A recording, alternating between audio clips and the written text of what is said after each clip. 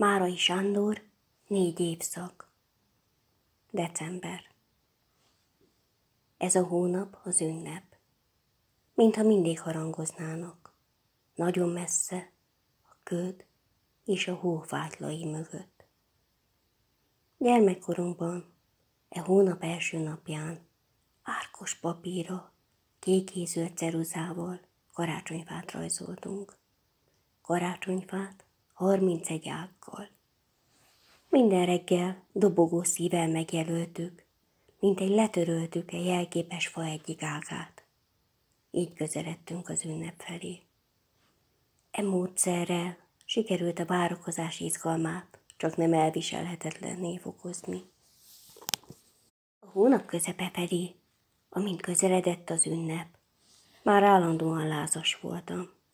Esténként félrebeszéltem. Ideglelős dadogással meséltem Dajkámnak vágyaimról. Mit is akartam? Gőzvasutat és jegylyukasztót, igazi színházat páholyokkal, színésznőkkel, rivaldafénnyel, sőt, valószínűleg kritikusokkal és azokkal a szabónőkkel is, akik megjelentek a főpróbánkon, és rosszabbakat mondanak a darabról. Ezen felül lengyel kabátkát akartam, továbbá Indiát, Amerikát, Ausztráliát és a Marsot. Mindezt persze selyem papírban, angyalhajjal tetézve. Egyáltalán. Gyermekkoromban mindig a világegyetemet akartam, az életet, amely egyszerre volt bicikli, kirándulás a Tátrába, anyám zongorázása a sötét társalgóba, Bécsi szelet, almás rétes, és diadal összes ellenségeim fölött. Most, hogy az ünnep közeledik, meglepetéssel észlelem, mintha még mindig várnék valamire. E napokban megesik, hogy elindulok az utcákon, megállok a kirakatok előtt, nézelődöm. Öngyújtó nem kell. Fényképezőgép Viktor Hugo összes művei, bőrben zsebkés, melynek gyöngyháztokjában 5 penge van, továbbá dugóhozó, körömtisztító és pipaszurkáló is. Nem kell. Semmiféle tárgy nem kell már, s ha jól meggondolom, lemondok Indiáról, Ausztráliáról és a Marsról is. Ellenségeim cikkeit érdeklődéssel olvasom, és színházba lehetőleg egyáltalán nem járok. Mégis, valamit várok még. Annyi karácsony múlt el, egészen sötétek, aztán mások, csillogók, melegek és szagosak.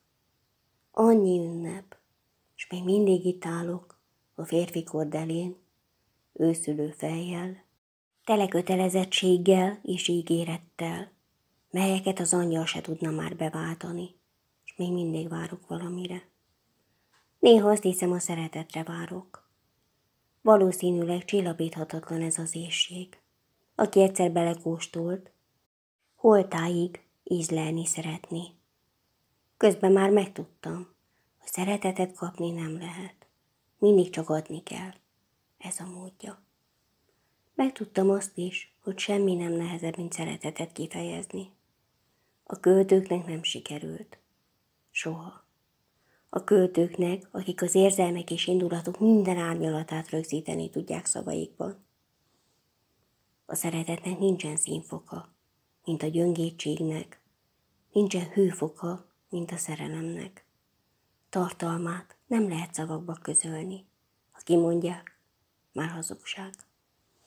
A szeretetben csak élni lehet, mint a fényben vagy a levegőben.